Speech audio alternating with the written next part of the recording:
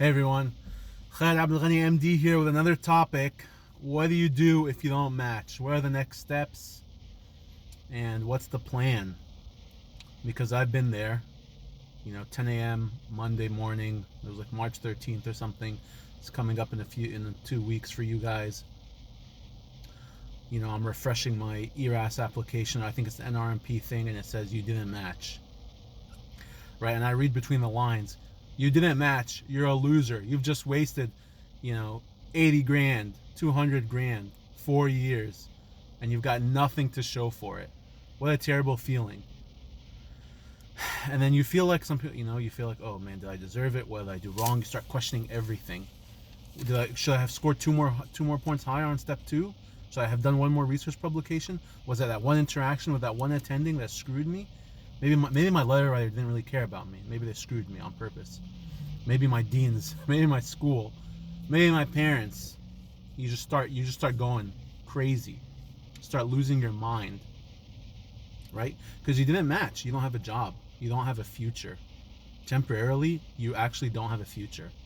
And it's the most terrible feeling in the world, especially after you've invested so much time. So, the best advice I can give you is the things that benefited me. Okay, your school's gonna know that you didn't match. In the United States, at least, from my experience, my school called me, hey, you didn't match.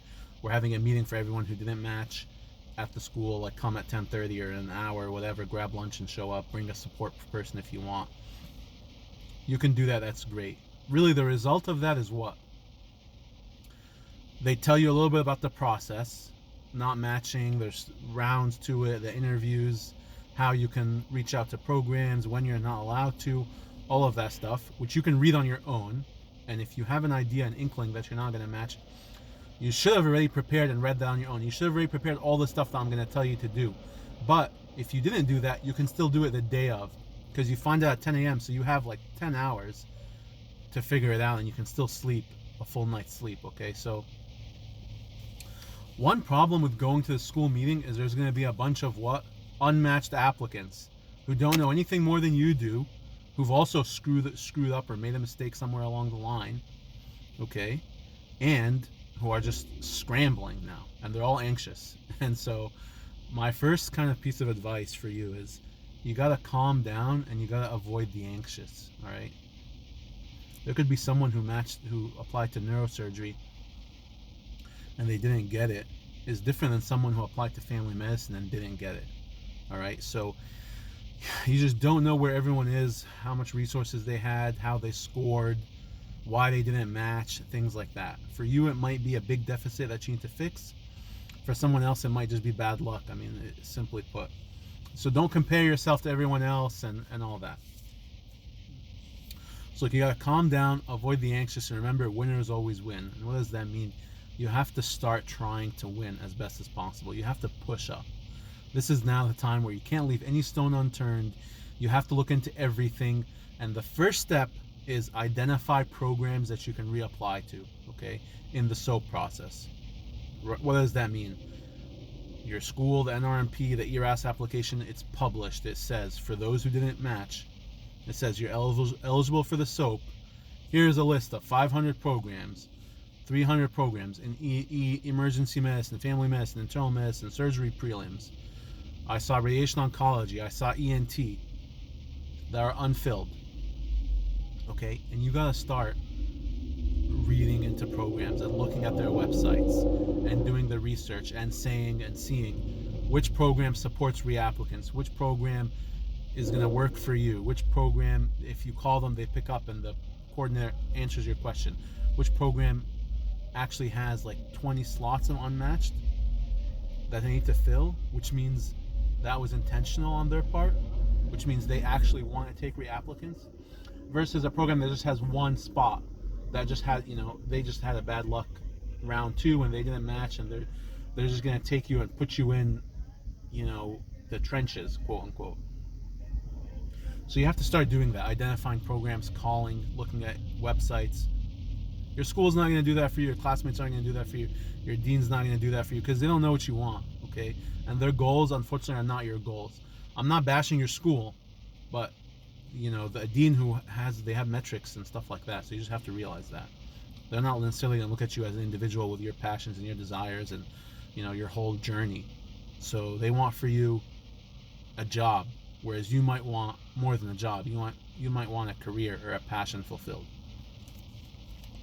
Now, the other thing you have to do, you gotta rally support. And what do I mean by that?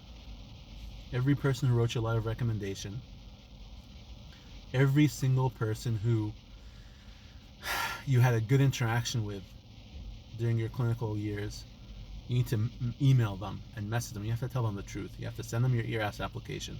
You download it and you have to tell them, I scored this and this, I did this, I applied for this specialty, and I got these amount of interviews, and I didn't match, and now I'm scrambling, I'm trying to find something. Is there anything you can do to help? Are you able to offer me a new letter of rec? One. Are you able to reach out to someone on my behalf, for me? Any contact you have, program director, whatever. Are you able to look over my application and see if there's any things that stand out? And you're thinking in your mind, no one's going to respond in 2 hours. No one's going to respond in 3 hours. Listen, man, some people care, and there's a lot of people who are PDs now, who are attendings, who are big shots, who, guess what? They didn't match the first time too. It just, no one's advertising that. When you look at someone's resume, or you look on the website of a major cancer institute, and there's like a profile about some doctor who's a big shot. It's like Instagram. It's a highlight reel, right? You're not seeing all of their trials and tribulations in their life. You're not seeing, they don't put all their challenges in life. No, they just say, number one, this guy, award here, this, that, summa cum laude here. So other people didn't match. You got to reach out. You got to rally support. If you don't do that because in your mind you're saying, oh, they're not going to help me, they're too busy, they don't care, I'm a loser now, I'm some unmatched stigma thing, taboo, I don't want to talk about it to anyone, I don't want to tell anyone, you're only punishing yourself. You're only the one who's going to lose from it or benefit from it, okay? And you got to send out all these emails, and guess what? Some people are not going to respond. That's true.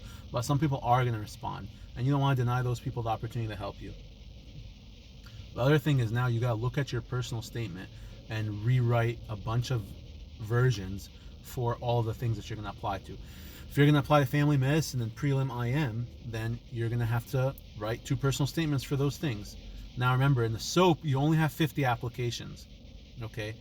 So to some degree, you can have a template personal statement, and it's very doable for you to personalize it for every single program that you apply to. Yeah, that means 50 different personal statements, and you submit them to ERAS for each program. So if there's a internal medicine program in Miami, you can talk about how you love that city and all this and that and whatever, and this program, it's close to home and whatever. And if there's another family medicine program, and where did I find one? In Wyoming, rural medicine, you're going to have to talk about why you love rural medicine, why you hate the big city, and why you just can't wait to move to the countryside where you can help people with farmers' injuries and with,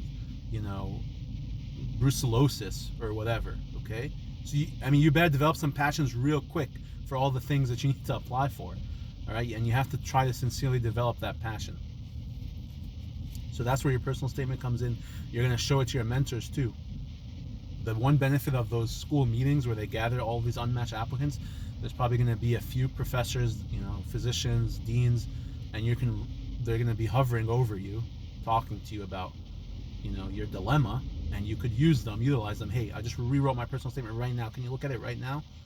And you have to ask them, and they'll do that. They'll read over your shoulder and say, oh, that statement looks bad, whatever. You didn't address why you didn't match. Dude, you got to talk about the elephant in the room. You think a program is going to take an unmatched applicant, and if they ask you, and they will ask you in the interview, and they're going to be looking for that piece of information in your personal statement, why didn't I match? And what am I doing to overcome that deficit? And if you don't have an answer, I didn't match because all the other programs suck. It was just bad luck. No one appreciated my value. That's not going to fly. In my case, I didn't match because I had a deficit in research, indisputably. And my step 2 score dropped from my step 1 score. 2 red flags that I addressed. I spoke to them about it, and I mentioned it, and I explained. And then what happened, right, when I reapplied, I had probably quadrupled my research effort. I extended my graduation by a month. I spent all my summer doing research. I put 6 posters to FRS, for the Radiological Society, in July. just 3 or 4 months after not matching, and 2 or 3 months before my new ERAS application was due. So you have to push up, and you have to explain to them, I have a plan that I'm going to push up. I'm going to leave no stone unturned. I'm going to work on this. I'm going to work on that. Okay, and then that ties into, that question has to be answered in your personal statement, and that ties into now your interview, because they're going to interview you too. It's going to be a phone call out of the blue on Wednesday at 10 a.m. Phone call from this program. Hey, my name is this. I'm this program director. You applied through the SOAP. I want to talk to you about your application. So what does that mean? You need to prepare, dude. You need to prepare. You can't make the same interview mistakes that you made, in October, November, December. You can't make those same mistakes in March. You have to really be honest with yourself and do mock interviews with your friends or your family or your classmates who matched. All right? That's another thing about the rally support. Reach out to people who actually matched. Don't reach out to just the unmatched people who want to talk about how they're so anxious and angry that they didn't match. Reach out to those who matched, who actually made it. And you gotta be vulnerable, dude. You gotta be vulnerable. You gotta open up and say, guys, I didn't match. I don't know what I'm doing wrong. And can you look at my application? Can you ask me a few questions? What do you know about my personality that stands out to you that could have been a red flag during an interview? Okay, and your friends are going to help you, and you're also going to find out who's not your friend, and that's a good thing for you, so that you don't lean on them again in the future. But your friends are going to help you. In my case, I was on away rotations. Okay, I had left my lease in Tampa, so I came back. I thought I was going to match and move on. I had a flight booked. I didn't, so I had to change my flight. I didn't have a place to stay. I stayed with a friend who gave me a room with a desktop and everything, like took care of me. Okay, and I'm indebted to that person. And hopefully, if you're someone who's matched and you're just like watching this video for no reason, maybe you can help someone who didn't match. But if you're unmatched, you have to go rally support, recruit friends, all that stuff. Okay, so that interview prep is critical of preparing, talking to your mentors and deans, doing mock interviews that day that you're there, having them ask you questions like, can you ask me tough questions about someone who's unmatched? And of course, you can do that with me too. So in summary, the best thing to do is prepare in advance, or at least have a plan in advance. Right? You got to calm down and avoid the anxious. You have to collect yourself. I went on a bike ride. I went to the gym. You can do whatever you need to do. Identify the programs that you would want to reapply to. You only have 50, okay? Rally support, rewrite your personal statement, and then fix your deficits with the interview process, okay? This is just part 1. I'm going to drop another one in a few days. Again, you can email me for consultations. You can call me. If you email me, I send my number out. And I'm happy to answer any questions. And I don't want you to go through the terrible experience that I went to. So I want to make it as seamless and as easy for you as possible.